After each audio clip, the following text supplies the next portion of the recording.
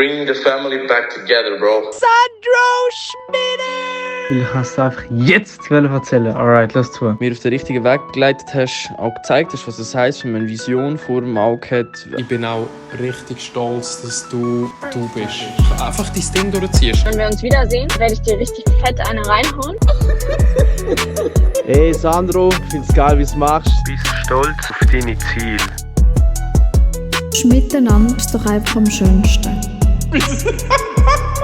Ich hoffe, dir ist bewusst, wo du mich rausgekommen hast.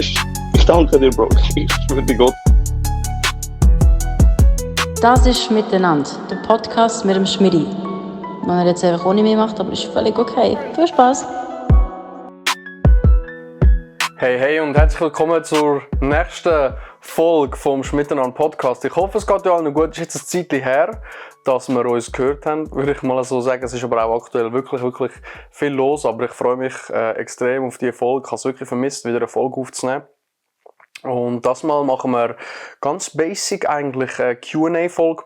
Eure Fragen beantworten, weil ich habe immer so ein bisschen auf Insta in den Stories so Frageboxen gehabt und habe die zweimal nicht direkt beantwortet und es haben sich so viele Fragen dort angestellt, wo ich einfach gemerkt habe, hey, ich kann die unmöglich einfach so in der Insta-Story beantworten und dann gefunden, ich mache einfach eine Podcast-Folge daraus und darum herzlich willkommen. Ich hoffe, ihr sind alle zwei. Ich hoffe, es geht euch allen gut. Wir haben aktuell Sonntag. Okay? Es ist Sonntag, ich gebe euch ein kurzes Live-Update. Sehr viel los aktuell.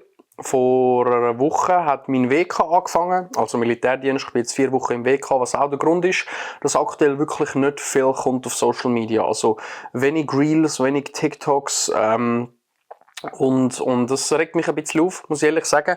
Ich habe jetzt heute 3 Videos vorproduzieren, so am Wochenende, wo ich dann plane, unter der Woche aufzuladen. Aber es ist halt, ich kann halt dort wie schwierig aufnehmen und darum ist das so ein bisschen der aktuelle Stand. Das Ganze wird sicher noch 3 Wochen so gehen und nachher wäre ich wieder voll drin. Plus will ich nach dem WK dann auch privat jetzt eine neue Stelle antreten, was sicher auch noch spannend ist, was auch noch ein bisschen Umstrukturierung gibt dann im Leben.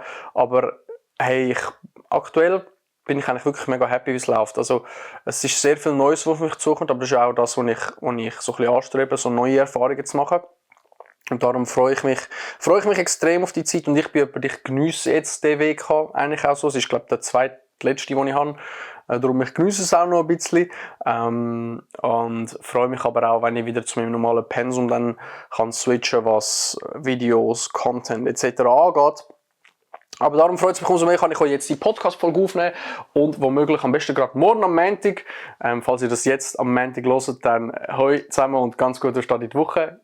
Die gerade am Montag aufladen, dass ihr auch wenigstens mal wieder etwas von mir hört. Wichtig. In dieser Q&A-Folge werde ich auf die Fragen eingehen, die ihr mir gestellt habt. Alle Fragen, was das Thema meine Routine angeht und was das Thema, warum ich mit Social Media angefangen habe, angeht. Auf die will ich nicht eingehen, weil die sind in vorherigen Podcast-Folgen schon so ein bisschen beantwortet worden, wo es darum ging, wer bin ich, der Level-Up-Summer etc. etc. Das heisst, wenn du so eine Frage gestellt hast diesbezüglich, check gerne auch, oder allgemein alle, die da zuhören, checken gerne auch die anderen Folgen ab. Und hoffentlich könnt ihr auch von denen etwas mitnehmen. Das ist jetzt, glaube ich, die 4. Folge, wenn ich es richtig im Kopf habe. Und es macht mir immer noch eine scheisse Freude. Auch noch wichtig, alles, was ich da teile, alles, was ihr jetzt gerade hören werdet, alle Fragen, die ich beantworte, bestehen aus meinen persönlichen Meinungen und meinen persönlichen Erfahrungen. Ich bin kein Doktor, ich bin kein Therapeut, ich bin kein Psychologe. Ich rede aus persönlicher Erfahrung. Einfach, dass wir das auch noch gesagt haben und finde ich einfach noch wichtig klarzustellen, dass ich nicht irgendwie da deine Fachperson bin, auch wenn ich das für ein paar irgendwie trotzdem bin. Aber ich hätte gesagt, wir halten das Ganze kurz und jumpen straight in die Fragen rein, weil es sind viele. Ich habe mir jetzt einfach mal ein paar da rausgesucht, eben für die jetzt zuschauen auf YouTube. Ich bin aktuell am Handy unterwegs, einfach weil ich da die Fragen gescreenshottet habe. Und wird jetzt einfach durchgehen. Ich weiss nicht, ob ich jede Frage beantworten kann, weil es sind wirklich, wirklich viele geworden. Aber ich werde so ein bisschen auf spannende zusammen eingehen. Ich habe mir auch nicht eine feste Ordnung gemacht, was ich eigentlich zuerst wollte, dass wir so ein bisschen Themen beieinander haben. Aber das wird jetzt einfach wirklich ein Krüsimüsi durch und durch. Aber ich glaube, das macht das Ganze irgendwo durch auch noch spannend, würde ich jetzt meinen. Alright, ich habe gesagt, jumpen wir straight in das Ganze rein. Was auch lustig ist, die Fragen, ich werde merken, sind wirklich unterschiedlich. Also es hat Fragen bezüglich Mindset natürlich, es hat Fragen bezüglich aber Sport oder auch ganz random Fragen bezüglich privatem Zeug oder sonstige Sachen. Es wird auf jeden Fall ein lustiger Mix. Darum jumpen wir in das Ganze rein. Erste Frage. Ich habe schon Lust, mehr mit Friends zu machen, aber finde es immer so anstrengend. Sind es einfach die falschen Freunde? Also, wenn ich die Frage richtig verstehe, dann geht es darum, dass du gerne Zeug unternehmen, aber es sich anstrengend anfühlt. Was ich dort einfach selber die Erfahrung gemacht habe, ist das Umfeld. Das ist sehr, sehr, sehr wichtig. Wenn ihr das jetzt hört, habt ihr vielleicht auch das YouTube-Video gesehen, das erst gerade frisch rausgekommen ist. Wenn du das am Montag hörst, dann ist das gestern rausgekommen. Das wäre nämlich ein YouTube-Video, was bedeutet Freundschaft, wo ich Shoutout an meine Boys und an meinen Circle, mein Umfeld, wo ich mit ihnen abdrehen konnte, wo wir unterwegs waren, was mega schön war. Schau dir das auch gerne mal an. Ich finde, ein Umfeld, das du hast, sollte nicht anstrengend sein, um sich darin zu befinden. Wenn du verstehst, was ich meine. Ich finde, das Umfeld sollte da sein, um dich zu supporten, um dir sogar auch die Energie zu geben. Und wenn du sagst, es ist immer so anstrengend, dann weiss ich vielleicht nicht, ob du dich im richtigen Umfeld befindest. Das kann ich wie nicht sagen, aber es tönt meiner Meinung nach nicht danach. Weil wenn ich mich mit diesen Leuten umgebe, mit meinen Friends umgebe, dann ist das für mich nicht anstrengend. Klar, irgendwann, wenn du weißt, irgendwie 2 Wochen jeden Tag siehst oder so, dann kannst du mal sagen, hey, okay, weißt du, aber ich habe keine Mühe damit, wirklich viel um meine Friends herumzuziehen. Ich nehme mir auch gerne Zeit für mich, aber es ist nicht anstrengend, jemanden aus meinem Circle zu treffen. Es ist nicht anstrengend für mich, müssen Gesprächsthemen suchen. Es ist nicht anstrengend für mich, müssen versuchen zu interacten mit ihnen. Das heisst, was ich dir würde empfehlen, hey, schau mal deinen Circle an, von deinen 5 engsten Leuten und frag dich mal, okay, wie soll ich das sagen?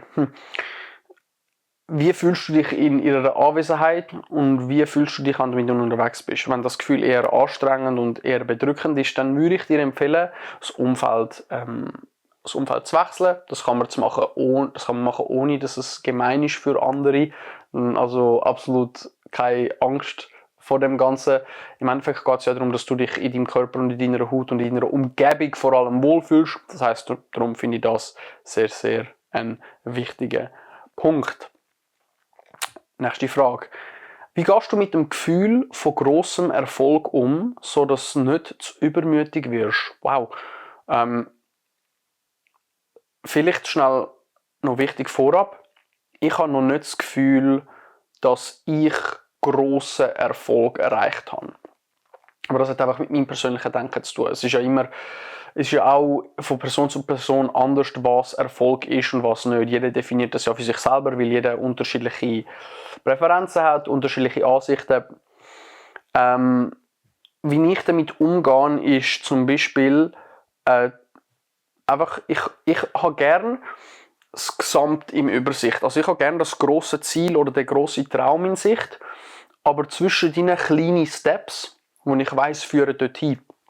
Sprich zum Beispiel, wenn ich weiss, ich möchte das und das erreichen, ich möchte an dem und dem Punkt stehen, habe ich wie so kleine Goals, also so Small Goals auf dem Weg dorthin, wo ich weiss, wenn ich die abhökle, komme ich zum Grösseren. Das heisst, small Goals oder die Errungenschaften geben mir gleich das Gefühl von, hey, ich komme vorwärts und hey, ich bin dran und hey, das habe ich jetzt geschafft, geil. Aber ich weiss, gleichzeitig sind sie ein Baustein zum Grösseren. Weißt du, was ich meine? Und das Gefühl von grossem Erfolg, finde ich, ist ja auch irgendwie gerechtfertigt, wenn du dich wirklich so fühlst, als hast du gerade den grossen Erfolg, dann finde ich, ist es auch berechtigt, dass du dich mal so fühlst, zu sagen, hey, krass, habe ich das geschafft, hey, krass bin ich an dem Punkt oder hey, krass habe ich den Fortschritt gemacht. Und wie gesagt, für jeden ist Erfolg etwas anderes. Für die einen ist es gerade eine Job-Promotion überzukommen haben, für die anderen ist es heute Morgen überhaupt mögen aufzustehen. Es ist ganz, ganz unterschiedlich, aber ich finde das Gefühl akzeptieren, das Gefühl wertschätzen und dir auch mal auf die Schulter zu klopfen dafür, wenn du etwas geschafft hast, aber nicht das grosse Ganze aus der Sicht verlieren. Das hilft mir eigentlich am Boden zu bleiben, sage ich jetzt mal so, weil ich sage das auch immer wieder, ihr habt das überall schon gehört und mittlerweile, ich sage das wirklich auch offen nach Hause, ja, ich habe ein Ziel, sehr gross zu werden, mit den richtigen Sachen, mit den richtigen Intentionen und ja, ich stehe gerne im Mittelpunkt, aber auch nur mit den richtigen Intentionen. Und die Menge an Leuten, die wir bis jetzt erreichen, die ist abnormal. Also das ist wirklich crazy, finde ich mega krass, aber es ist noch nicht dort, wo ich hin will und es kratzt noch nicht dort, wo ich hin will. So tue ich mir eigentlich wirklich zusprechen auf wegen, hey, schau, ich bin auf einem guten Weg, ich habe kleine Meilensteine, wo mir auf dem Weg zum grossen Ziel helfen. Ich bin aber noch nicht dort. Ich darf mir Props geben für das, was ich mache, aber ich bin noch nicht dort, wo ich hin will, darum bleib dran, so ein bisschen in dem Prinzip. Ich hoffe, das war verständlich gewesen. Gehen wir zu der nächsten Frage. Wie lange hast du gebraucht, bis zu dem Mindset bist gekommen, das du aktuell hast? Hey, ich würde sagen, ich bin jetzt 25. Ich würde sagen 25 Jahre. Also es ist ja alles eine Entwicklung, das geht ja nicht. Es ist nicht etwas, was von heute auf morgen geht. Und alles, was ich erlebe, oder alles, was in meinem Leben widerfährt, formt mich ja zu dem, wo ich heute bin. Also alles, was ich erlebt habe, formt mich zu dem, was ich jetzt denke und wie ich mich jetzt fühle und wie ich mich jetzt gebe. Und das ist vielleicht noch wichtig zu verstehen. Dein ganzer Weg, den du bis jetzt gerade hast, in der Sekunde, wo du das hörst, gerade jetzt, ob das im Auto ist, beim Arbeiten, im Gym, im Bett, daheim, dein ganzer Weg hat dich geformt bis dahin.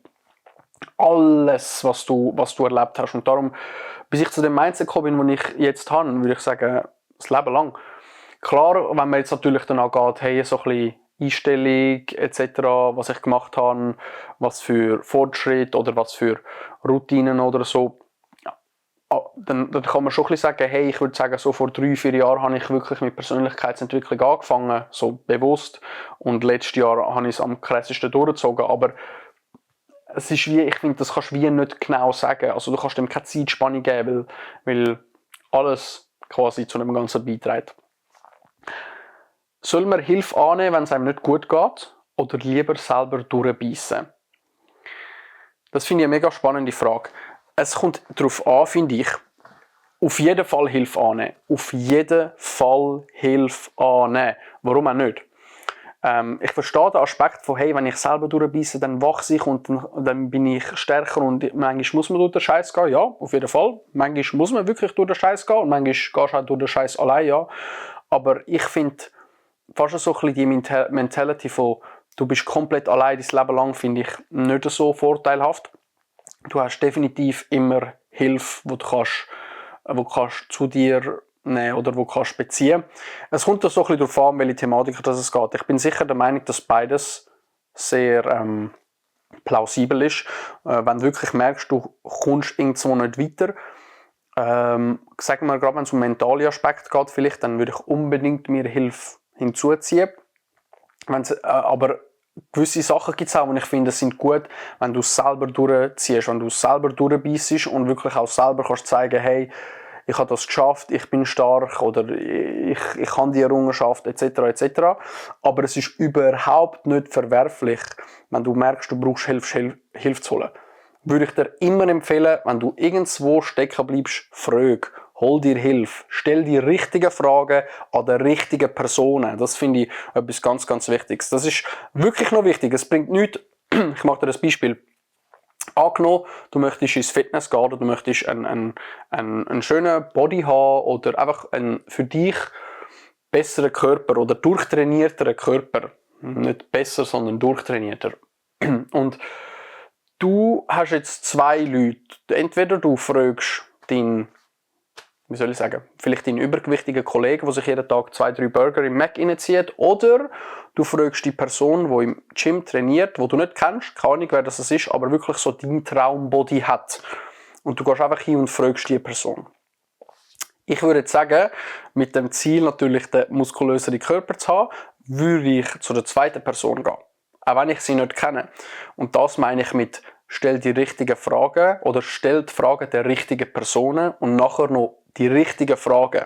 Ja, sprich Fragen, die dir auch weiterhelfen, Fragen, die dich auch weiterbringen. Das hat mir einfach sehr, sehr viel geholfen, wirklich auch die Personen zu fragen, wo ich selber hin will, was Gewisses angeht, oder sei es das Social Media, sei das Karriere, sei das Liebe, sei das Emotionen, was weiß ich.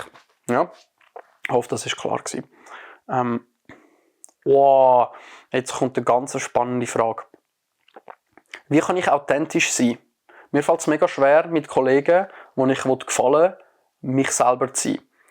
Wenn ich trotzdem versuche, mich selber zu sein, dann frage ich mich, wie ich dann wirke. Ich glaube, die Antwort ist eigentlich schon in deiner eigenen Frage. Weil die Formulierung, mir fällt es mega schwer, mit Kollegen, wo ich gefallen will, mich zu sein. Also in erster Linie solltest du dir selber gefallen. Also in erster Linie solltest du dich nicht so verhalten, dass du irgendwo dazugehörst, sondern du solltest deine eigene Linie fahren und du solltest du selber sein. Und wenn du selber bist, dann musst du auch nicht die Freundschaften suchen, sondern du wirst die Freundschaften anziehen. Weil die Leute, du willst die Leute anziehen, die gleich ticken und gleich denken wie du, und dann matcht das. So bin ich mit meinem Circle oder habe ich mit meinen Kollegen die Freundschaft aufgebaut, weil wir einfach wir selber sind und uns so nicht verstellen müssen. Dadurch ist es erstens, wenn wir auf die erste Frage zurückkommen, nicht anstrengend. Ich muss mich nicht verstellen, ich bin einfach ich. Und zweitens matcht das so gut, weil jeder ist einfach sich selber und will nicht etwas versuchen, um etwas den anderen recht zu machen. Und das finde ich ganz, ganz ein wichtiger Punkt.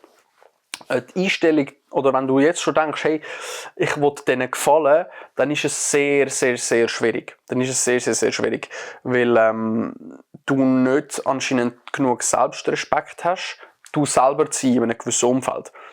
Und das ist etwas, was jeder Mensch manchmal hat, dass man in einem Umfeld ist, wo man einfach sich ein bisschen ändert, weil man einfach gerne einen Eindruck möchte machen oder so. Aber ich finde das wichtig, dass man nicht vergisst, sich selber zu sein. Und weil, was bringt es dir, eine Maske aufzusetzen, um jemanden kennenzulernen? Weil die Person kennt dann ja ein falsches Bild von dir, das nicht du bist. Darum wird das ziemlich sicher auch nicht lang verheben. Und ich habe gerade gesehen, da kommt noch eine Anschlussfrage, und ich finde das, oder von der gleichen Person ist noch eine Frage gekommen, und ich finde die Frage auch geil. Wie bekomme ich Angst vor Ablehnung weg und People-Pleasing? Perfekt, das läuft genau ineinander rein. Das ist wahrscheinlich das mit deiner Angst vor der Ablehnung, dass du darum, weil du Angst hast, vor diesen Leuten abgelehnt zu werden, dich so verhalten, dass du ihnen gefallen kannst. Und ich glaube, das hat sehr, sehr viel mit Selbstliebe und Selbstrespekt zu tun. Und das ist etwas, was ich auch kann. Vor allem das People-Pleasing oder allen wollen gefallen. Der wichtigste Punkt ist, schaff daran, dass du dir selber gefällst, meiner Meinung nach. Schaff daran, dass du in deiner Haut dich wohlfühlst, in deinem Körper, in deinem Kopf, in deinem Herz. Und dass du kannst sagen, ich bin, wie ich bin, und ich bin stolz darauf, wie ich bin. Und ich bin stolz auf meine Art und stolz auf mein Wesen, stolz auf mich Dasein. Und dadurch wirst du merken, leidet sich die Angst vor Ablehnung, weil du wirst es nie allen Leuten recht machen können. Warum dann versuchen, allen zu gefallen, wenn die beste Version von dir du selber bist? Ich hoffe, man versteht so ein bisschen meine Gedankengänge, die ich mache, weil ich kann mir vorstellen, was ich auch lange kann, ist, es hat vielleicht mit Ablehnung in der Kindheit zu tun, dass du das People-Pleasing hast oder dass du möchtest dazu fitten. Ich habe selber in meiner Schulzeit damals auch nicht den grössten Freundeskreis gehabt, zum Beispiel.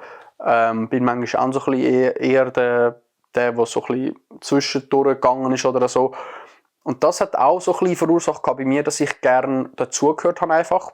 Und bei dem abzulegen hat es mir einfach geholfen, dass ich wirklich lerne, mich selber zu schätzen und lerne, mich selber zu sein. Und dadurch eben attractest du erstens mal das Umfeld, wenn wir wieder auf die erste Frage zurückgehen, du attractest das Umfeld von Leuten, die dich supporten und von wahren Freundschaften, und du musst dich nicht verstellen und kannst selber du sein. Und du musst dich gar nicht fragen, ja, wie bin ich dann zu den anderen, wenn ich selber bin? Weil das ist so schwierig zu erklären. Das sind so viele Themen, die man wieder verknüpfen kann. Aber ich hoffe, das hat so ein bisschen Sinn gemacht, wie ich das gesagt habe. Das Wichtigste finde ich einfach, du selber sein. Und merken, dass du, oder zu lernen, dass du dich nicht verstellen musst in einem Umfeld oder im richtigen Umfeld, dass du im Umfeld akzeptiert wirst. Kurz gesagt. Wie hat es sich angefühlt, das erste Video aufzuladen? Hey, ich weiss es gar nicht, weil ich lade schon so lange Videos auf. Also, bevor ich ja gesagt habe, ich möchte richtig durchstarten mit Social Media, habe ich ja schon Videos geschnitten und mal dort etwas aufgeladen und da mal einen Insta-Account gehabt und den Account gehabt und da. Ich weiss es gar nicht, aber ich kann dir sagen, wie es sich angefühlt hat, wo mein erstes Video so viel Aufrufe gemacht hat, seit ich das Mindset-Zeug mache. Das war nämlich das, hey, ich bin der Sandro und ich bin Schweizer Content Creator. Und das hat sich wirklich surreal angefühlt, weil es hat mir gezeigt, wow, die Schweiz ist also die Schweizer Community ist da und es ist ein Topic, wo die Leute interessiert und es ist ein Topic, wo zu wenig besprochen wird und wo ich finde, tut gut und ist gesund, wenn man offen darüber reden. Natürlich bis zu einem gewissen Grad. Wissen Sie, wie ich meine, oder? Und darum, das kann ich dir einfach mitgeben, wie mein allererstes Video, hey, keine Ahnung, wie sich das angefühlt hat. Wahrscheinlich auch nervös, das war wahrscheinlich auch noch in dieser Schulzeit, wo ich eben gerne wollte, anderen gefallen und so. Aber mittlerweile muss ich sagen, ich freue mich eigentlich bei jedem Video, wenn ich es auflade, weil ich merke die Entwicklung, die dahinter ist und ich sehe ja die Person, die das Video gemacht hat, das Neueste, und ich sehe die Person, die das erste Video gemacht hat und ich sehe die Entwicklung. Und das macht mir immer eine Scheissfreude, weil es ist die gleiche Person, immer noch, aber nicht die gleiche Person, wenn ihr wisst, was ich meine. Wie stärkt man am besten den Willen nach einem Ziel? Wie macht man es wichtiger? Da habe ich gerade letztens einen guten Post dazu gesehen. Oder einen guten, was ist das gewesen? Gute Quote dazu oder so irgendwie. Zum einen hast du die Ziel oder du hast das Goal und am besten und am stärksten wird dein Wille, wenn deine Ziele natürlich auf dich angepasst sind. Was heißt das jetzt? Das stärkste Desire meiner Meinung nach hast du, wenn deine Ziele und deine Goals übereinstimmen mit deinen Werten. Mit deinen Werten, die du vertreten kannst. Wenn du gewisse Ziele hast, wo du sagst, einfach, das würde ich gerne haben, aber nachher genauer dahinter gehst und merkst, die Werte kann ich gar nicht vertreten, dann wird es sehr, sehr, sehr schwierig, diesen Ziel nur überhaupt ein bisschen näher zu kommen. Ich mache dir ein Beispiel. Eines von meinen grossen Zielen ist es wirklich, ganz, ganz, ganz viele Leute zu inspirieren mit dem, was ich auf Social Media zum Beispiel mache. Das ist eines von diesen grossen Zielen, die ich habe. Und jetzt muss ich mich fragen, gut, was sind denn meine Werte, die ich möchte vertreten allgemein? Das wäre sicher zum einen Disziplin, Inspiration möchte ich vertreten können, ich möchte Offenheit können vertreten, Vertrauenswürdigkeit, ich möchte können einfach so all die Topics. Und wenn ich jetzt merke, okay, ich möchte viele Leute erreichen, das ist mein Ziel, aber das Ziel stimmt nicht überein mit den Werten und vor allem den Actions, die dazwischen sind. Angenommen, ich würde jetzt jeden Tag nur Hate-Kommentare posten oder so irgendwie etwas. Dann sprechen die Actions nicht überein mit Ziel und nicht überein mit Wert und nicht überein mit Ziel. Das heisst, es ist wie so eine Spirale, die du halt hast zwischen deinen Actions, müssen nicht nur zielführend sein, zum Ziel kommen, sondern sie müssen deinen Wert entsprechen. Und was ich für mich gefunden habe, ist, wenn ich meine Werte, wo ich ganz fest persönlich daran glaube, verkörpern kann in dem, was ich mache, dann bin ich so oder so auf dem richtigen Weg und dann habe ich den Drive und dann weiss ich für mich, ich mache es richtig. Und das strebt mich extrem an und das gibt mir extrem das Feuer. Darum, das hilft mir wirklich, den Willen immer präsent zu haben quasi und immer zu wissen, hey, wenn ich so vorangehe, dann komme ich dem Ziel Tag für Tag eigentlich einen Schritt näher. Dann, was machen, wenn du selber guten Fortschritt im Leben machst, aber gewisse sehr gute Kollegen nicht? Müssen die Kollegen dann Fortschritt machen? Also sehr gute Fortschritt? Also es kommt jetzt natürlich darauf an, weil ich habe auch verschiedene Kollegenkreise. Klar, ich habe den enge, aber ich habe verschiedene Kollegenkreise. Und gewisse andere Kollegenkreise machen vielleicht auch nicht genau im gleichen Aspekt oder im gleichen Lebensabschnitt, wie ich bin, extrem grosse Fortschritt. Oder im gleichen Bereich extrem grosse Fortschritt. Aber da darfst du nicht vergessen, gute Fortschritt definiert auch wieder jeder für sich selber. Weißt du, was ich meine? Also ich habe Kollegen, die eben zum Beispiel die Gruppe, und da ist wirklich jeder zukunftsorientiert, jeder hat Bock an seiner Zukunft zu arbeiten, jeder hat Bock, sich persönlich weiterzuentwickeln. Und in diesem Umfeld bin ich wirklich, um mich persönlich weiterzuentwickeln, um gemeinsam an Ziel und Träumen zu arbeiten. Es gibt aber auch Umfelder, wo ich kann, bei denen ist der Fokus etwas anderes und das ist auch vollkommen okay und das finde ich auch vollkommen gut und ich bewege mich in diesen Kreisen, wo ich mich will bewegen, mit den Absichten, die ich haben will. Ich bin mittlerweile so weit, dass ich das trennen kann, dass wenn ich weiss, zum Beispiel, hey, jetzt habe ich Bock, zukunftsorientiert, dann bin ich zum Beispiel in dem Kreis unterwegs. Wenn ich jetzt weiss, hey, jetzt habe ich Bock auf tiefe Konversationen, dann etc.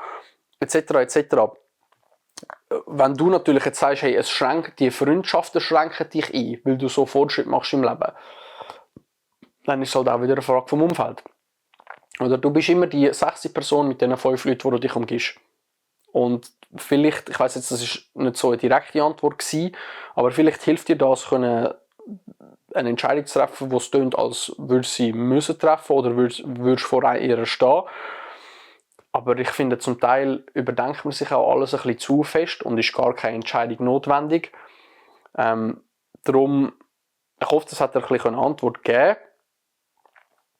Aber ich sage dir ehrlich, ich habe Kollegen, solange die happy sind mit dem, was sie machen, müssen sie nicht extrem grosse Fortschritte machen im Leben. Weil solange sie happy sind mit dem, ist das doch schön. Weißt du, was ich meine? Also das ist so ein bisschen meine Meinung dazu. Wie kann man lernen, sich selbst zu lieben? Sag du es mir. Wie kann man lernen, sich selbst zu lieben? Also ich würde sagen, ich bin auch noch nicht vollumfänglich dort, wo ich mich komplett selber liebe. Also ich will auch ehrlich sein mit euch. Ich glaube, ein grosser Schritt ist eben, sich selber zu akzeptieren. Zu akzeptieren, wo das man jetzt gerade ist und wie das man ist. Das heisst nicht, dass du so bleiben musst. Das heisst nicht, dass du jetzt zum Beispiel immer in dem Körper bleiben willst, wenn du möchtest zum Beispiel Muskeln aufbauen, wenn du möchtest zum Beispiel Muskeln abbauen, wenn du möchtest zum Beispiel, was weiß ich, zu akzeptieren, wo man gerade steht, zu wissen, das muss nicht der Endpunkt sein, sondern man kann irgendwo auf etwas hinschaffen. Aber die Selbstakzeptanz von dem Zeitpunkt jetzt, vom Hier und Jetzt, egal ob du etwas verarbeiten musst, egal ob es dir schlecht geht, gut geht, ob du eine schwierige Zeit hast, eine einfache Zeit, ob du für dich persönlich gut aussiehst, schlecht aussiehst, was weiß ich. Das spielt meiner Meinung nach absolut keine Rolle, aber das, würde ich sagen, ist ein wichtiger Punkt, die Akzeptanz, wo man gerade ist, weil du musst ja immer von dem Punkt, wo du jetzt gerade bist, aus schaffen.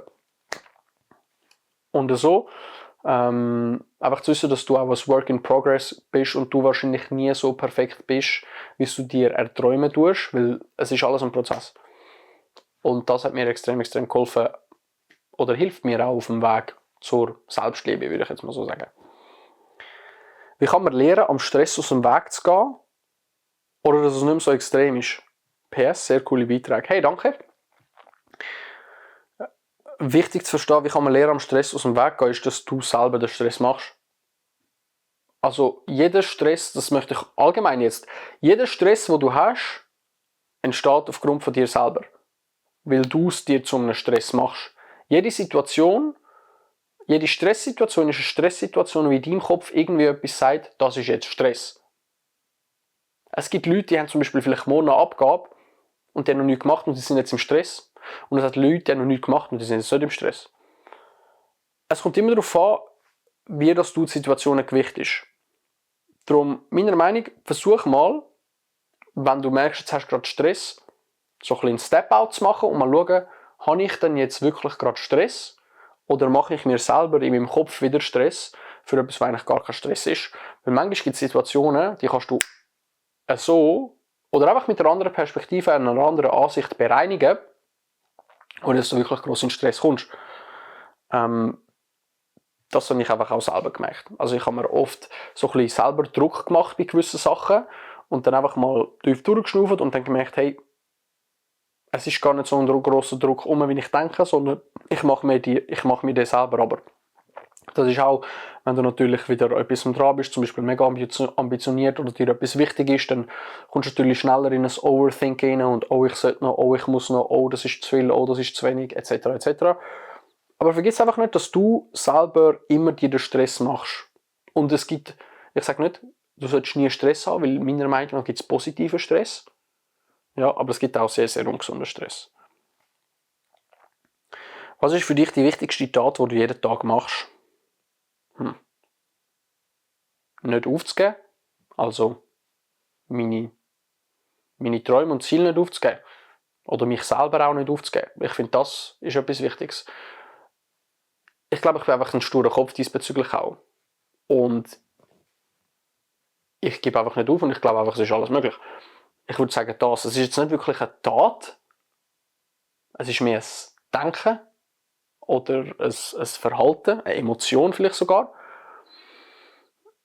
Ich würde sagen, ja, nicht aufzugeben und einfach meinen Zielen nachzugehen. Ich würde sagen, das ist die wichtigste Tat, weil das bringt mir den Fortschritt und immer offen sein für neue Möglichkeiten. Wie schaffe ich es nicht mehr, alles zu hinterfragen, obwohl ich Sport mache, viel allein bin und Fokus auf mich selber habe? Zu viel hinterfragen tust du. Also ich stelle mich jetzt in die Position, es klingt wirklich wie als wäre ich so ein Psychiater da gerade. Aber ich tue einfach, wie gesagt, das sind einfach meine persönlichen Meinungen. Ich gebe das so mit, nicht weil ich die Lösung habe, sondern weil ich denke, meine Ansicht kann dir vielleicht etwas mitgeben, wodurch du auf deine persönliche Lösung triffst. Okay? Wenn ich diese Frage sehe, dann frage ich mich selber in meinem Kopf, okay, warum hinterfragt eine Person? Eine Person hinterfragt, wenn sie sich unsicher ist in etwas. Das heisst, irgendwo durch bist du unsicher in dem, was du machst, oder unsicher in dem, was du fühlst, oder unsicher in dem, was du denkst. Das heisst, jetzt kann man sagen, gut, wenn du unsicher bist, was musst du machen, dass du selbstsicherer wirst in diesen gewissen Sachen? Das heisst, ich würde anfangen, an meiner Selbstsicherheit zu arbeiten. Und das machst du, indem du dich besser kennenlernst. Und indem du mehr ausprobierst, indem du mehr Erfahrungen machst, dann wirst du selbstsicherer. Indem du gewisse Sachen mehr machst, wirst du sicherer in der Ausführung davon. Das heisst, bei der Frage, wie schaffe ich es nicht mehr alles zu hinterfragen, obwohl ich das und das mache, ist meine Frage, warum hinterfragst du überhaupt? Weil du wahrscheinlich irgendwo nicht so ganz sicher bist. Das heisst, schau, meiner Meinung nach, dass du an deiner Selbstsicherheit schaffen kannst, dass du selbstsicherer wirst, vielleicht auch an der Selbstakzeptanz, je nachdem, was du halt hinterfragst, das weiß ich jetzt nicht. Und dann, wenn du es schaffst, selbstsicherer zu werden, denke ich mal, wirst du auch weniger hinterfragen, weil du selbstsicherer wirst. Das ist jetzt mega irgendwie eine Basic-Antwort gewesen, habe ich das Gefühl gehabt, aber das ist einfach jetzt gerade so, was mir in den Kopf gekommen ist. Was ist deine grösste Angst?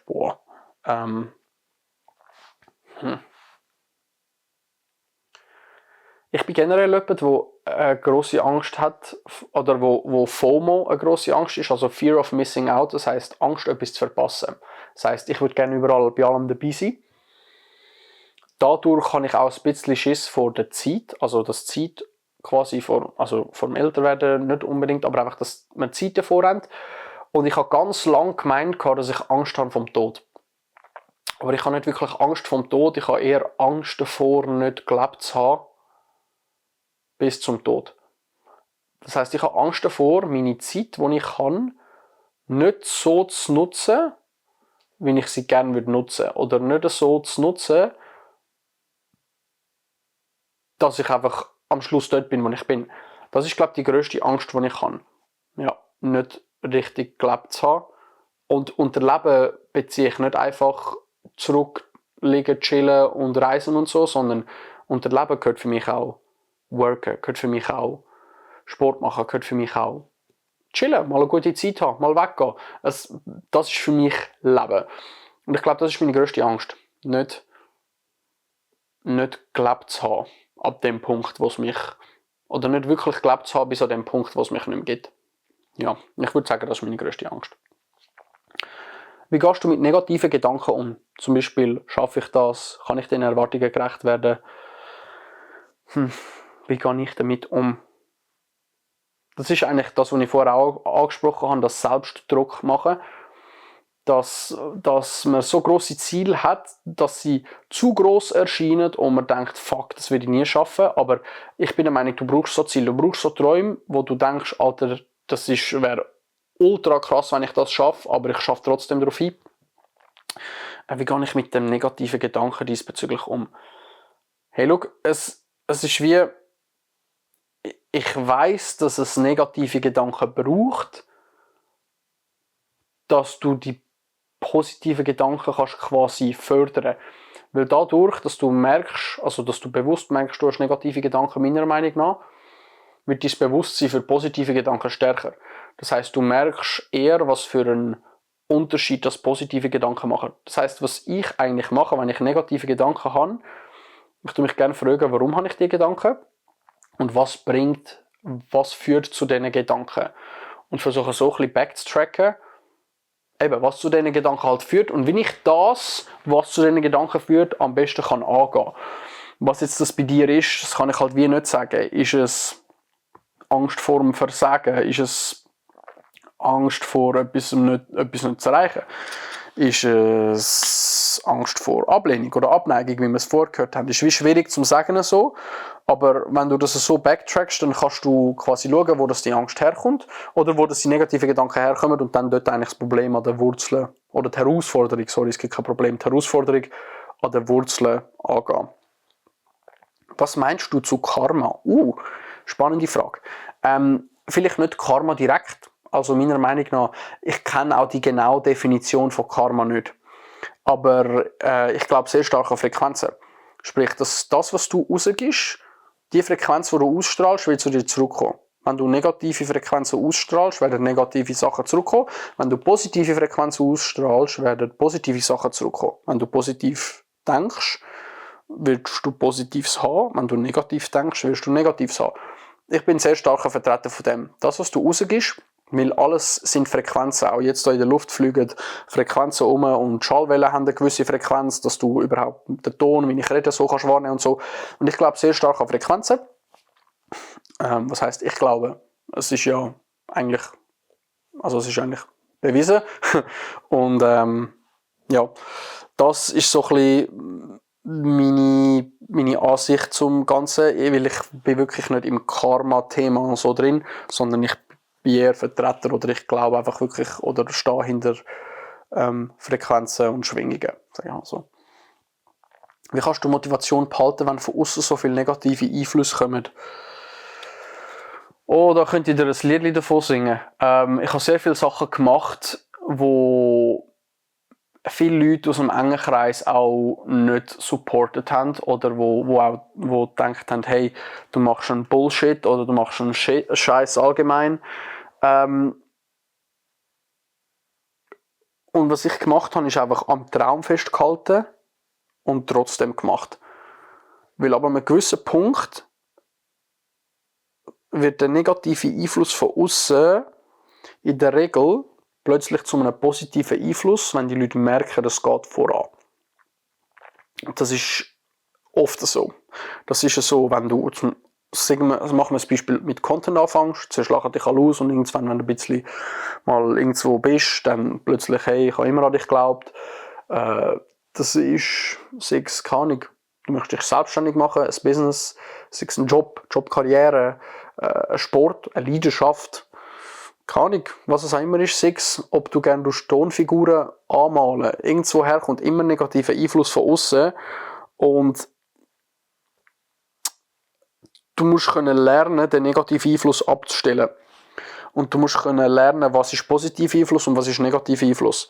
Und negativer Einfluss ist nicht einfach alles, was dir etwas abraten will, sondern es kann auch positiven Einfluss haben, also negativer Einfluss kann auch positiver Einfluss sein. Ich weiss, das klingt jetzt mega verwirrend, aber wenn du an einem gewissen Punkt bist, wo du zum Beispiel dich verlierst in deiner Arbeit, so Burnout-mäßig oder so, dann kann etwas, was für dich als negativ wirkt, wenn dir jemand sagt, hey, schau dir bitte ein bisschen mehr, tu mal das und das zur Gesundheit machen, denkst du vielleicht, das ist ein negativer Einfluss, weil die dich von deinen Zielen abhalten, aber eigentlich ist es ein positiver Einfluss. Verstehst du, was ich meine? Das heisst, umgehen mit negativen, positiven Einflüssen ist einfach, ich weiss, wo ich hin will und ich weiss, was für Ziele ich habe und mein Desire und meine Träume sind, habe ich jetzt das Mikrofon ausgesteckt? Nein.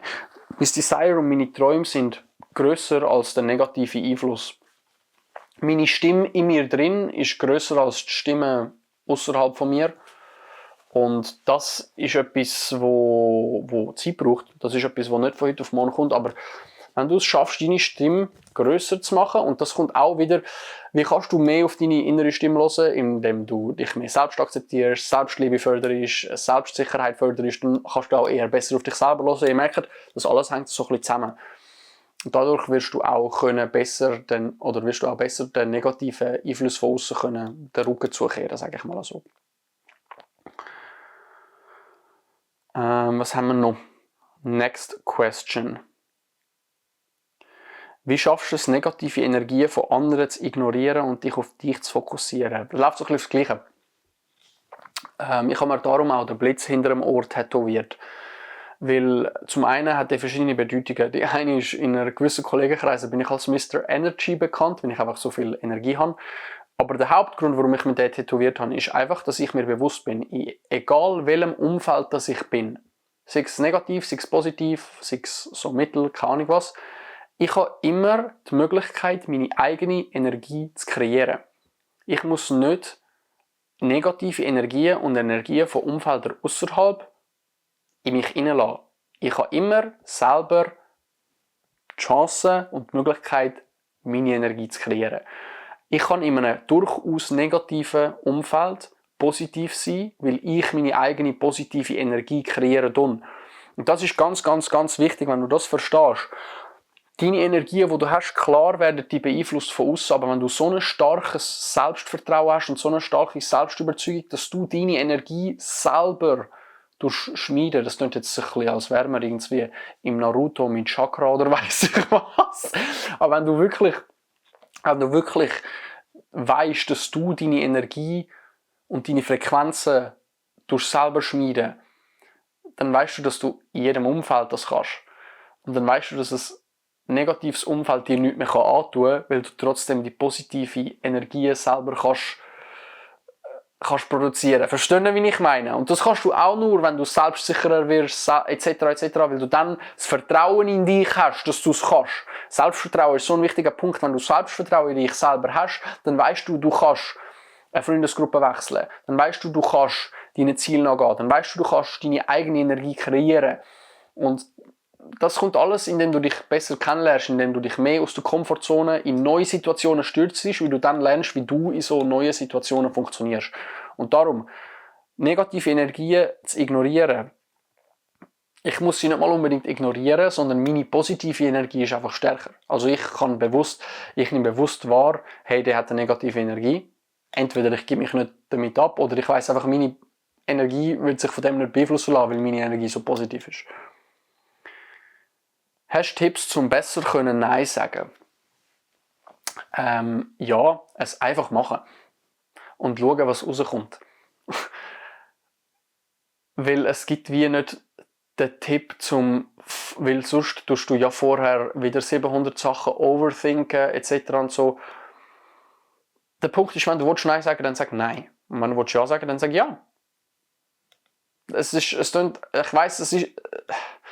klingt halt einfacher, als es ist. Ich weiss. Aber mach es einfach mal.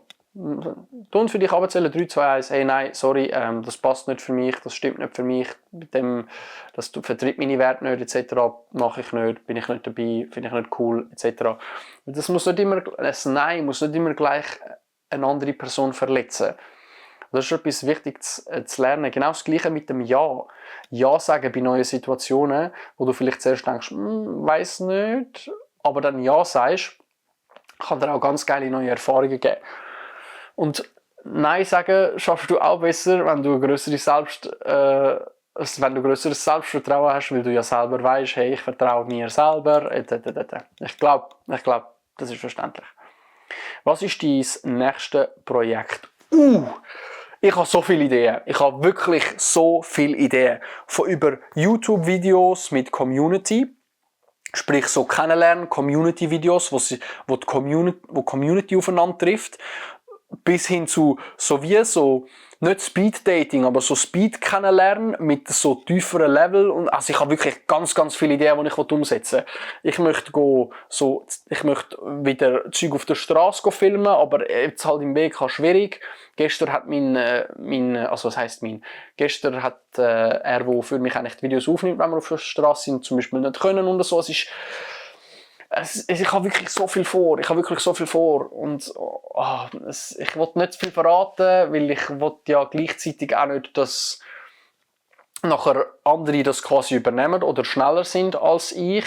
Gleichzeitig will ich aber auch alles sharen, weil am Ende support ich jeden, der auf seinem Weg ist. Aber auf jeden Fall möchte ich Zeug machen, was es so im schweizerdeutschen Content-Bereich auf Schweizerdeutsch noch nicht gibt. Vor allem auf YouTube. Und das sind grosse Projekte. Und im Hintergrund laufen dann noch andere Projekte, die aber erst später dann mal zum Einsatz kommen werden. Aber ich bin so ein bisschen Bausteine am Legen. Schauen, was für Interessen für mich herum sind. Natürlich ist mein Ziel auch, sage ich mal, wie ein Business um mein Content Creator aufzubauen. Und ich bin natürlich an Möglichkeiten abchecken, was man machen kann, wie, wo, etc. Darum, das ist eine geile Frage. Das ist wirklich eine geile Frage, aber ich würde euch gerne genauer antworten, aber ich kann es nicht. Ich werde es dann sehen, sobald es da ist oder so. Oh Mann.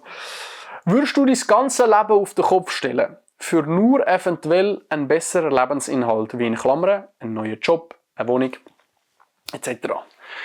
Ich würde mein ganzes Leben auf den Kopf stellen, wenn es darum geht, dass ich nachher am Schluss glücklich bin und happy bin. Ja. Ich würde nie im Leben nur in einem Job bleiben, damit ich über die Runde komme oder damit das Geld langt. Ich würde lieber in eine kleinere Wohnung ziehen. Dafür bin ich glücklicher in einem Job, wo ich ein bisschen weniger verdiene. Weil der Punkt ist, möchtest du wirklich happy sein oder möchtest du einfach als happy wahrgenommen werden? Weil du hast so viele Möglichkeiten, das zu machen, was du gerne machen willst oder was du liebst zu tun. Aber bist du dafür auch bereit, vielleicht nur 3'500 zu verdienen im Monat? Je nachdem, was es ist.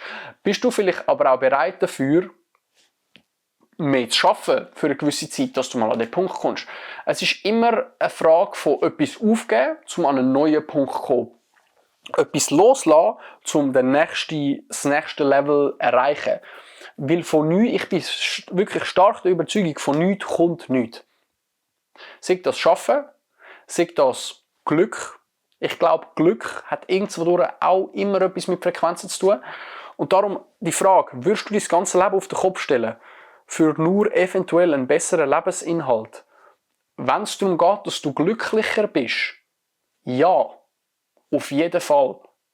Weil was ist ein Leben? Ein Leben lang zu leben, wenn du nicht glücklich bist.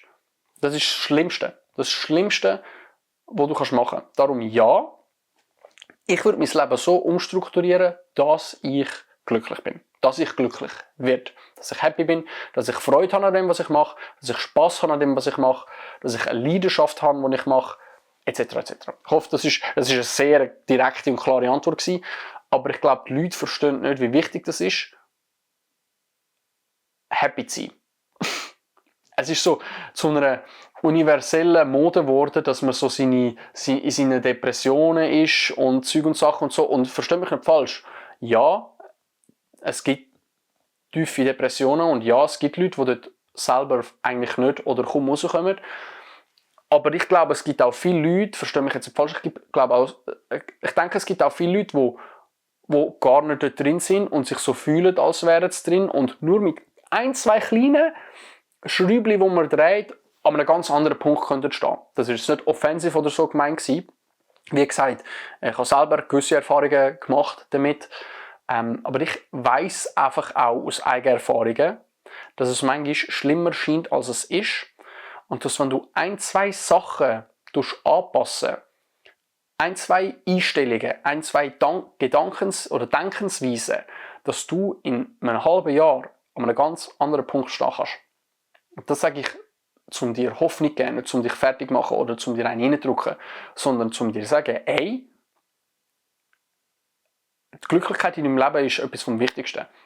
Und egal, ob das ist wenn du selber Teppich stricken tust oder wenn du CEO von einer Firma bist. Es spielt absolut keine Rolle. Würdest du mal ein Rideout organisieren? Geil!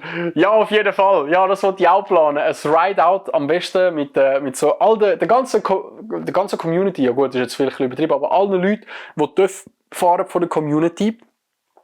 Wenn wir jemanden da haben, der weiss, wie das läuft. Weil ich glaube, ich könnte mir vorstellen, dass da echt viele Leute kommen und ich glaube, dann muss ich das wahrscheinlich irgendwo anmelden, dass es legal ist oder so. Wenn wir irgendjemanden haben, der den Podcast hört und sich damit auskennt, der schon Rideouts oder so organisiert hat, bitte slide in my DMs mit «Hey, ich habe einen Podcast gehört, ich habe eine Ahnung, so ein bisschen, wie das läuft» oder «Ich habe schon 1-2 Erfahrungen damit gemacht». Auch wenn du vielleicht nicht eins organisiert hast oder an einem gewesen bist und du so ein bisschen weißt, wie es abgelaufen ist, let me know, würde mich mega freuen, weil dann können wir nämlich so etwas auf die Beine stellen in Zukunft, weil das fände ich ultra sick. Stellt euch vor, Ride, Coffee and Bikes. Wow, da gehen wir so ein bisschen riden, gehen irgend so etwas essen und nachher, wow, das wäre Hammer, das fände ich so geil. Und eben, wenn ihr jemanden kennt, der jemanden kennt oder selber, let me know. Wie kann man nach einer Trennung mit der Person abschliessen? Oh, ja, schaut, liebe Leute, ich weiss, ihr hört jetzt zu und die Frage habe ich sicher etwa 10 Mal bekommen. Und ich möchte euch jetzt etwas mitgeben, wo mir selber geholfen hat, mit so einer Situation umzugehen. Folgendes, das heisst, ich habe wirklich etwa 10 Mal die Frage bekommen, hey, Liebeskummer, hey, Trennung, hey, dies, hey, das. Folgendes. Wenn du, wie gesagt, das sind alles auch meine persönlichen Erfahrungen, meine persönlichen Meinungen. Das ist keine Doktorarbeit, die ich da erzähle. Erfahrungen, okay. Wenn du frisch emotional bist, kannst du vergessen, abzuschliessen. Es geht nicht. Folgendes. Was ich zum Beispiel gemacht habe, ist, ich habe mich darauf fokussiert, neue Bilderbuchmomente zu schaffen, nenne ich das. Das heisst, ich habe versucht, neue Momente und Erinnerungen zu schaffen, wo ich würde sagen, dass, wenn ich von dem ein Foto hätte, würde ich es ausdrucken und an die Wand kleben. Blöd gesagt so. Das heisst, bevor ich gar nicht verarbeiten, weil ich kann nicht, weil ich so emotional bin in dem Moment, sondern ich tue mein Hirn mit neuen Erfahrungen kützeln. Ich gehe aber bewusst aus der Komfortzone, sodass mein Hirn anfängt zu denken und so, dass wir haben es vorhin gesagt, den Wachstum haben, wir sind in neuen Situationen, wir werden selbstsicherer in gewissen Sachen. Ich gebe plötzlich auf der Straße Leuten ein Kompliment. Ich sage plötzlich Ja zu einer Möglichkeit, wo ich immer Nein gesagt habe. Einfach, ich schaffe die neuen Momente. Ich gehe vielleicht diesen Sommer etwas machen, was ich schon immer mal machen im Sommer, aber es noch nie gemacht habe. Einfach so das schaffen, weil das kützelt einfach dein Nervensystem, du bist nervös, du hast Adrenalin ausschütten etc. Du machst Erfahrungen. Und das mache ich, und dann, nach einem gewissen Zeitchen, wenn ich nicht mehr ganz so extrem direkt emotional bin in dieser Phase, ich kann wie anfangen, ich würde jetzt nicht sagen, mein Denken ein bisschen überschreiben, sondern einfach, ich habe Erfahrungen gesammelt. Zum einmal gesehen, dass das Leben außerhalb weitergeht. Und ja, das ist manchmal vielleicht mühsam, weil man sich denkt, Alter, ich habe jetzt gar keinen Bock und Alter, das Leben ist scheiße. Ja, aber trotzdem das Zeug zu machen. Und erst dann, wenn ein bisschen Gras drüber gewachsen ist, dann kannst du anfangen zu verarbeiten. Und verarbeiten kannst du nur, bitte hört gut zu, weil wenn ihr das versteht, ist das Gamechanger für euch, wie es für mich war, als ich es mal verstanden habe. Verarbeiten kannst du nur, wenn du akzeptierst, wo du jetzt gerade bist. Wenn du jetzt nicht akzeptierst, dass du jetzt gerade in der Sekunde, wo du diesen Podcast hörst, an dem Punkt bist, emotional, spirituell, finanziell, körperlich, psychisch, physisch, dann kannst du vergessen, dass du irgendwo hingehst. Du musst ja zuerst mal akzeptieren, was dein Ausgangspunkt, deine Ausgangslage ist. Sonst kannst du ja nicht verarbeiten. Wenn du ja nicht akzeptierst, dass du jetzt da bist, wo du bist, an was möchtest du schaffen? Das heisst, ich mache dir das Beispiel, weil du gefragt hast, mit der Trennung. Wenn du frisch aus der Trennung kommst, ich kann dir 1:1 sagen, wie ich es gemacht habe. Ich bin auch aus einer Trennung gekommen und ich habe mir die Bilderbuchmomente geschaffen. Ich habe versucht, so viele Erfahrungen wie möglich zu machen. neu aus der Komfortzone rauszugehen etc. Und die Bilderbuchmomente zu schaffen. Nach einem Zeitchen, wo Gras drüber gewachsen ist, habe ich angefangen zu akzeptieren. Das fängst du schon an, während dieser Phase fängst du an akzeptieren. Es ist gerade so, wie es ist in dem Punkt. Es ist gerade zum Beispiel jetzt in dieser Situation vorbei. Die Training hat stattgefunden. Es ist so. Du musst akzeptieren, dass die Training stattgefunden hat. Du musst vielleicht nicht akzeptieren, dass es das Leben lang nicht mehr so ist oder nie mehr, was weiß ich, aber du musst akzeptieren, jetzt gerade in dem Zeitpunkt Trennung. Und dann, wenn du diesen Zeitpunkt akzeptierst, dann kannst du anfangen zu verarbeiten. Dann kannst du anfangen, mit der Situation umzugehen. Dann kannst du anfangen, Gefühle zu akzeptieren. Gefühl, wie soll ich sagen, zu fühlen und auch leben zu lassen. Verstehen Sie, wie ich meine? Ich glaube, das ist ganz, ganz ein wichtiger Punkt, der nicht nur auf Liebesleben rausgeht, sondern auf alles. Wenn du fitter werden willst, aber nicht akzeptierst, dass du jetzt vielleicht zum Beispiel, ich mache ein Beispiel, unfit bist. Wie willst du jemals daran arbeiten, fitter zu werden, wenn du nicht mal akzeptierst, dass du jetzt nicht fit bist?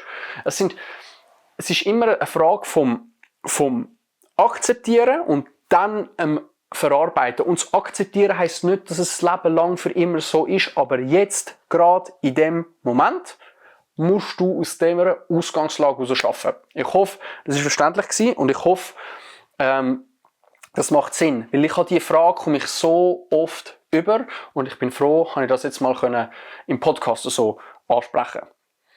Genau. Was gibt es Neues bei dir? Was sind deine Mini-Erfolge in der letzten Zeit gewesen? Was gibt es Neues bei mir? Ja, eben, das ist eigentlich das, was ich am Anfang gesagt habe. Ich bin gerade im WK. Ich habe eine neue Stelle. Viele haben mich auch gefragt, wie viel Geld ich verdiene mit Social Media und ob ich von Social Media lebe. Leute, ich finde euren Support wirklich absolut hammer und mega herzig. Aber mit der Reichweite, die ich habe, ist das noch schwierig. Ist das wirklich noch schwierig?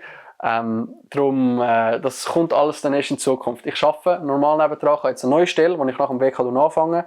Und hey, vielleicht, oder ziemlich sicher, nein, nicht vielleicht, sondern eines Tages wird das der Fall sein, dass ich mit meinem Staff mein Geld verdiene, ja, auf jeden Fall. Und bis dahin werde ich einfach weitermachen mit meinem Zeug, bis ich an dem Punkt bin. Das ist so ein bisschen das, dass wir die Frage schon beantwortet haben. Was läuft alles aktuell bei mir? Hey, aktuell, wir haben ja mal von dem Level-Up-Summer geredet. Oder ich habe auch ein Podcast-Folge dazu gemacht, ein YouTube-Video. Ich bin ehrlich, ich bin komplett aus. Ich bin komplett rausgefallen. Der WK erstens mal, aber auch vor dem WK schon. Weil ich habe eigentlich wirklich alles gut durchstudiert. Aber was ich nicht durchstudiert habe, ist, dass ich letztes Jahr, als ich das gemacht habe, ganz, ganz an einem anderen Punkt war, wo ich jetzt war.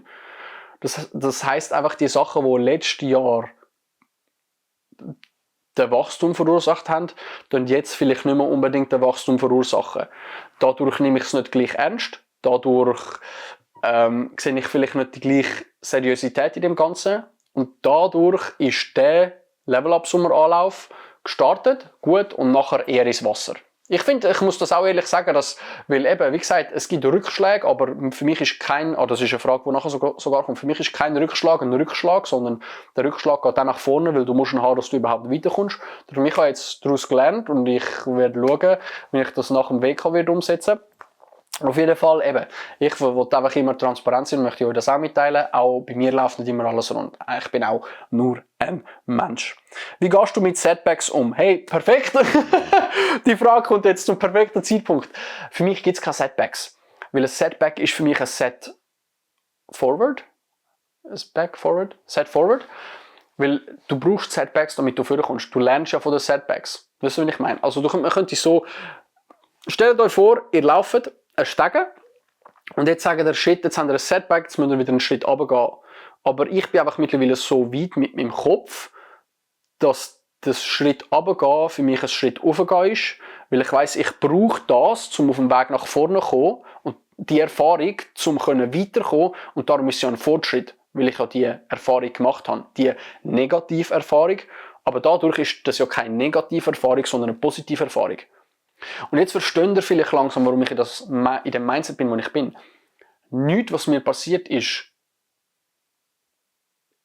ich muss schauen, was ich sage, sehr, sehr, sehr wenig Sachen, die mir passieren, sind negativ oder nicht gut.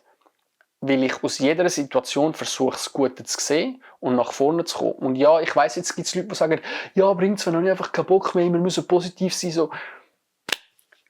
Schön, ja, ich weiss, aber es ist doch die einzige Option.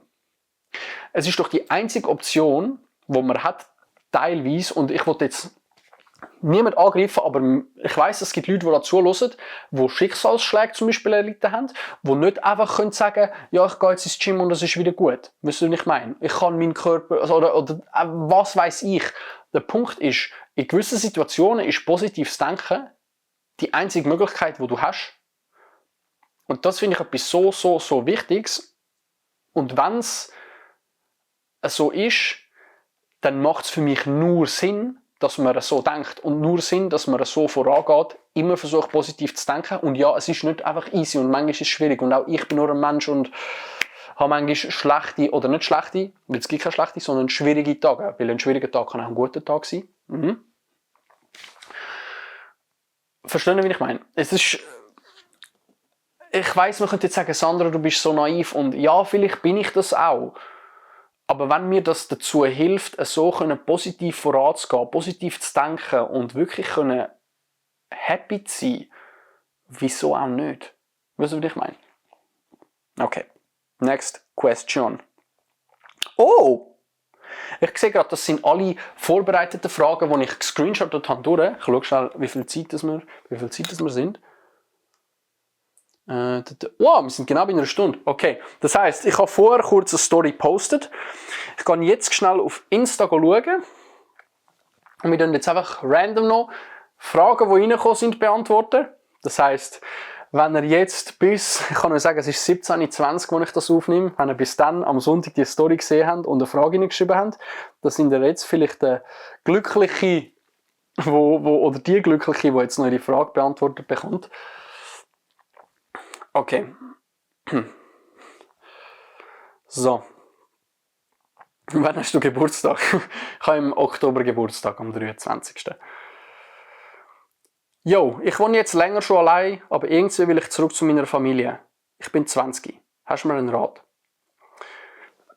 Mach das, was sich richtig anfühlt für dich. Wenn es sich richtig anfühlt, zurückzugehen und du akzeptiert wirst und das auch gut ankommt, wieso nicht? Wenn es sich nicht richtig anfühlt, zurückgehen, dann gar nicht.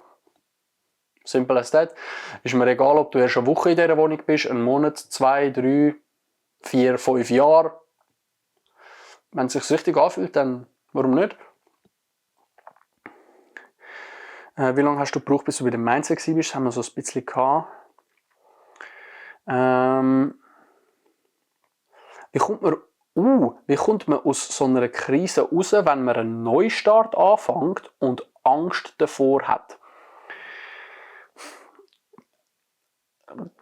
Definier Neustart. Also der Neustart, wenn du dein Leben wirklich komplett umkrempeln möchtest, finde Neustart immer so ein gefährlicher Ausdruck, weil es gibt nicht einen Neustart und einen Reset-Button, weil du nimmst immer Erfahrungen mit, natürlich, die du gemacht hast. Darum einfach zu wissen, dass du wirklich allein den Gedanken daran, versuch dich mal in dich selber hineinzuversetzen, dass du gerade dabei bist, dein Leben in die Hand zu nehmen und auf die Kacke zu hauen und wirklich zum Beispiel endlich etwas zu machen und endlich etwas zu unternehmen, dass es in die richtige Richtung geht. Wie fucking stolz kannst du auf dich sein, bitte? Jetzt wirklich mal, weißt du? Und wenn du das checkst, dass, hey, schau, ich mache etwas und ich gebe alles. Vielleicht funktioniert es gerade auf Anhieb, aber ich gebe alles, dass es funktioniert und ich gebe alles, dass ich vorankomme. Wie geil! Wie geil! Darum dir selber auf die Schulter klopfen. Ich glaube, das ist etwas, was mir sehr, sehr geholfen hat. Jetzt müssen wir schauen. Liebeskummer, was kann man dagegen machen? Wie gehst du mit Liebeskummer um? Darum habe ich die Frage vorher beantwortet. Wie kann ich mich weniger von Meinungen von anderen beeinflussen? Was heisst beeinflussen? Du musst gar nichts in erster Linie. Wenn du eine eigene Meinung hast, die du vertreten, dann ist das mega schön. Aber ich bin auch immer offen, andere Meinungen zu hören. Wir hatten gerade letztens eine spannende Diskussion mit den Leuten aus dem Militär bezüglich so einem Grauzone-Thema, sage ich einmal. Und ich habe meine Meinung, die ich vertrete. Ich kann aber ohne Probleme auch andere Meinungen anhören und die Menschen trotzdem akzeptieren, weil nie im Leben wird jeder genau die gleiche Meinung haben wie du. Und wenn man einfach lernt, sich gegenseitig zu akzeptieren, obwohl die Person eine andere Meinung hat, man kann trotzdem eine gute Zeit haben miteinander, dann ist das für mich der Key. Das heisst, von anderen Meinungen nicht beeinflussen lassen, tue ich nicht, indem ich einfach weiss, ich habe meine Meinung, die ich vertrete. Das heisst aber nicht, dass ich mich nicht beeinflussen lasse, wenn ich etwas auch so sehe wie jemand anderes zum Beispiel. Oder wenn jemand einen Gedanken bringt, den ich mir noch nicht selber gemacht habe. Dann kann ich mich durchaus beeinflussen lassen und sagen, hey, mal, das sehe ich auch so, das finde ich gut, zum Beispiel. Aber ich gehe jetzt mal davon aus, du meinst negativ beeinflussen lassen. Oder Meinungen von anderen, was sie über dich denken. Wenn das so ist, Meinungen von anderen, indem du einfach weißt, das ist wieder das Thema von vorher, weißt, wer du selber bist, weißt, was du gern selber machst und weißt, dass du nur glücklich wirst, wenn du auch mit dem im Reinen stehst, wo du bist und was du machst und dich so akzeptierst. Das wäre meine Antwort. Okay, schauen wir schnell weiter durch. Liebeskummer.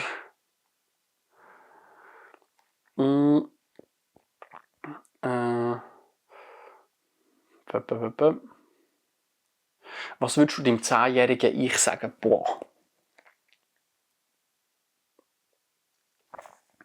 Was würde ich dem 10-jährigen Ich sagen? Kauf Bitcoin sicher. Ich würde ihm sagen, dass alles genau so kommt, wie es kommen muss. Weil das gibt ihm das Vertrauen in allem, was passiert. Weil das habe ich jetzt mittlerweile. Ich weiss, dass alles genau so kommt, wie es kommen muss und darum habe ich das Vertrauen in jede Situation, die mir widerfährt. Okay, schauen wir weiter. Was hat dich gebracht, so Content zu machen? Wie gesagt, das haben wir in anderen Folgen eigentlich schon so ein bisschen angeteasert oder geschaut. Wie stehst du zum Glauben? Ich bin nicht religiös. Ich glaube an etwas Grösseres. Ich glaube an Frequenzen. Ich glaube an Schwingungen. Ich glaube an höhere Macht. Aber ich bin nicht religiös gläubig. Das heisst, wenn man das so nennen kann, ja, das ist so ein bisschen meine Verbindung zum Glauben.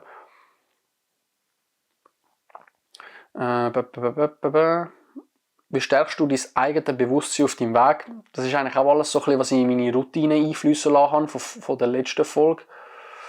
Was haben wir noch? Ich muss halt schnell schauen, tut mir leid. Das heisst, jetzt wird es halt ein bisschen ruhig schnell da. Ich hoffe, euch geht es gut. Ich hoffe, es sind zwei. Ich hoffe, ihr habt etwas mitnehmen von dem Ganzen. Falls ihr etwas mitnehmen könnt, das ihr euch unbedingt merken, es ist überhaupt nicht verwerflich, sich einen Stift und Papier zu holen oder ein Büchlein, während man den Podcast hört, zum Mitschreiben und Lernen oder Notizen zu machen auf dem Handy, wenn man am Handy ist, etc. etc. So. Das sind so Fragen, die mir jetzt auch so aus den Socken hauen.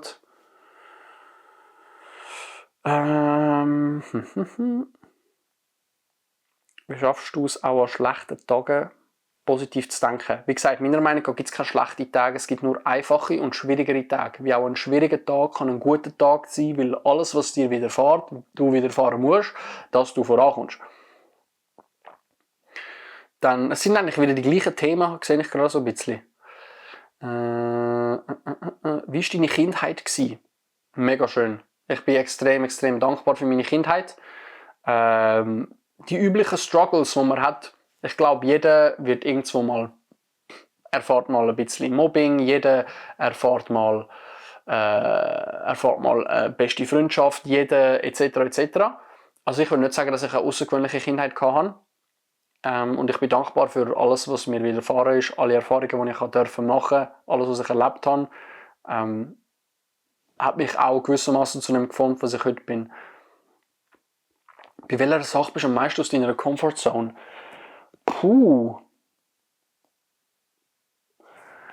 Hey, ich habe nicht so eine Sache, die das Grösste ist, wo ich aus meiner Komfortzone bin.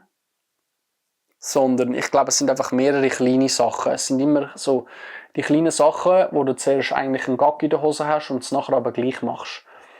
Und wenn du es mal machst, merkst du, dass es gar nicht so heavy ist, wie du gedacht hast, und dann kannst du es mehr machen. Und du lernst besser damit umzugehen. Ich glaube, ich habe nicht eine grosse Sache, wo ich wirklich aus der Komfortzone rausgegangen bin, die ich jetzt gerade so nennen könnte. Was ist ein Tipp, den du jedem würdest geben, um ein besseres Leben zu haben? Das ist auch wieder so eine Frage. Ich finde, ein besseres Leben ist nicht definiert. Für jeden ist ein besseres Leben etwas anderes als wieder für eine andere Person. Was mir auf jeden Fall hilft, ist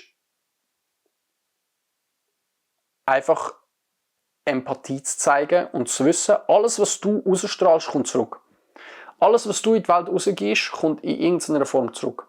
Das ist wahrscheinlich jetzt das, was über Karma wird betiteln. Ich rede aber jetzt nicht direkt von Karma, sondern wirklich von Frequenz und Schwingungen. Alles, was du, wenn du positiv zu jemandem bist, wird sehr wahrscheinlich auch positiv zurückkommen. Und auch wenn jemand negativ ist zu dir, rechtfertigt das nicht, dass du nicht positiv zu dieser Person bist.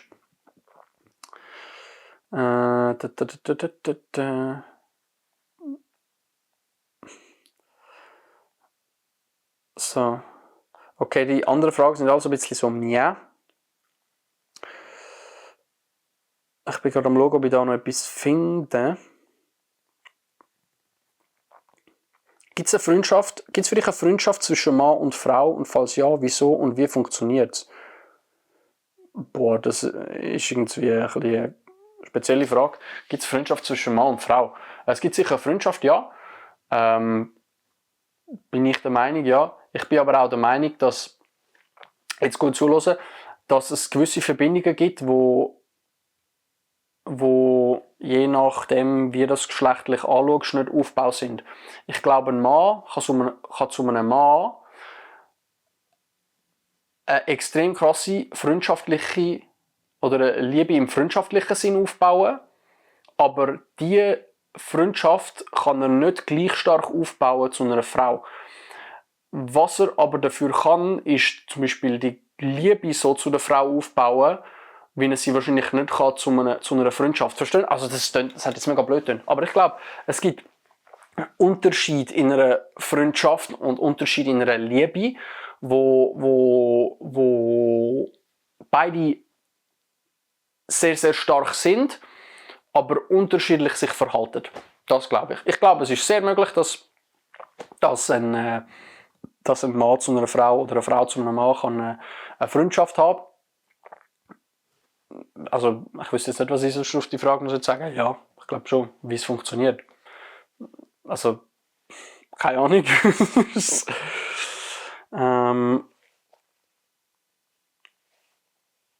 Ja, das sind eigentlich all so ein bisschen Fragen gewesen. Welche Eigenschaften hast du von den 5 Leuten, mit denen du am meisten Zeit verbringst, übernommen? Welche Eigenschaften? Ambitionen oder ambitioniertes Denken. Humor. Ich denke, man übernimmt immer auch den Humor von den Leuten, die man sich am meisten umgibt.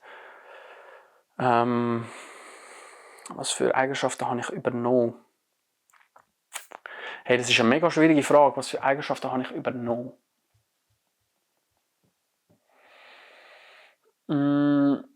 Zielstrebigkeit. Selbstsicherheit. Und vielleicht noch eine grosse Schnurre. Vielleicht so dort durch irgendwo. Oder einfach Glauben. Glauben. Ich würde sagen, der Glaube. Der Belief. Ja. Gut, ich glaube, ich sehe, es hat nicht mehr. Ich sehe gerade, es hat nicht mehr so viele so Fragen, die ich zu gut beantworten kann oder die ich jetzt gerade extrem spannend finde. Oder wo schon wirklich sehr extrem in eine Materie hineingehen. Ich bin aber sicher, wir werden wieder mal ein Q&A machen. Aber wir haben jetzt schon eine einstündige Folge aus dem Ganzen gemacht. Nachher muss ich mich dann langsam parat machen. Heute will ich etwas machen, wo ich mega darauf freue. Ich werde nämlich mit dem TÜV einrücken. Und das wird sicher lustig aussehen mit dem Militärzeug auf dem TÜV. Da freue ich mich eigentlich jetzt schon drauf. Und nachher bin ich noch, wie gesagt, die nächsten 3 Wochen im WK. Vielleicht kommt zwischendrin, ja, nochmal irgendeine Podcast-Folge. Vielleicht mal mit einem Gast oder einer Gästin. Wer weiß es. Aber auf jeden Fall wäre es das eigentlich gewesen von dieser Folge. Ich wünsche euch allen ganz einen wunderschönen Start in die Woche, wenn ihr das am Montag hört, ja, und sonst an welchem Tag du das auch immer los ist, ich wünsche dir ganz einen schönen Tag. Ich hoffe, du hast etwas mitnehmen aus dem Podcast. Vielleicht hast du das Video auch auf YouTube geschaut. Und was ich dir einfach noch mitgeben will, wie gesagt, ich bin kein Arzt, ich bin kein Psychologe und das sind keine fixe Theorien oder so irgendwie etwas oder Verschwörungstheorie oder so. Ich rede einfach aus Erfahrung und ich gebe euch einfach das mit, wo für mich Sinn ergibt, wo in meinem Denken aufgeht. Und das muss auch nicht sein, dass du mit dem Ganzen übereinstimmst. Und das ist auch völlig okay. Vielleicht hast du auch nur einen Satz gehört, wo du kannst irgendwie mitnehmen von dem Ganzen. Und auch wenn es nur ein Satz ist, dann ist mein Job dann. Und ich danke euch für euren Support. Hey, ich frage sonst das einmal wirklich nicht, aber wenn du jetzt den Podcast gehört hast gerade und die anderen schon mal auch, egal wo du es dann hörst, ich weiss, wie es auf Spotify ist, wenn du auf Spotify hörst und gerade nicht am Autofahren bist, mach mir doch den Gefallen, geh schnell auf Spotify, scroll ganz oben auf die Reviews und dort hat es eine Sternebewertung und lass mir dort gerne eine Bewertung da. Es würde mich extrem freuen. Ausser du bist natürlich auf YouTube, dann darfst du gerne auch ein Abo da lassen oder fetzen einen Kommentar rein oder so irgendwie etwas. Und wenn ihr sonst Fragen habt, wie gesagt, ich versuche eigentlich immer auf jede DM, die ich bekomme, zu beantworten oder zu antworten. Das ist manchmal ein bisschen schwieriger, manchmal ein bisschen einfacher. Aber nichtsdestotrotz danke viel mal für den Support, der von eurer Seite kommt. Das ist crazy, es macht mir eine Scheissfreude. Und ich habe gesagt, wir hören uns im nächsten Podcast wieder. Chase your goals, chase your dreams und peace out. Love you, bro.